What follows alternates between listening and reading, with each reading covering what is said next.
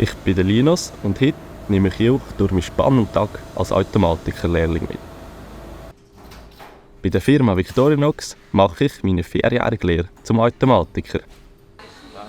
Am Anfang der Ausbildung habe ich in der Lehrlingswerkstatt die Grundsätze der Metallbearbeitung und den Umgang mit verschiedenen Werkzeugen wie der Fehlen und der Sage gelernt.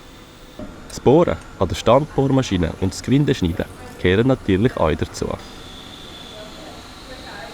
Im Verlauf der Lehre geht es in die Revision. Hier lerne ich zum Beispiel das Reparieren von Elektromotoren. Auch das Revidieren von Maschinen gehört zu meinen täglichen Aufgaben. Es ist faszinierend zu sehen, wie kleine und grosse Maschinen wieder zum Leben erweckt werden. Ein weiterer spannender Teil meiner Ausbildung ist Pneumatik.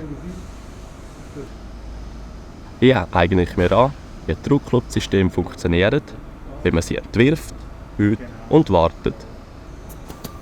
Dabei ist Präzision und Sorgfalt gefragt. Besonders interessant finde ich das Verkabeln von Schaltkästen.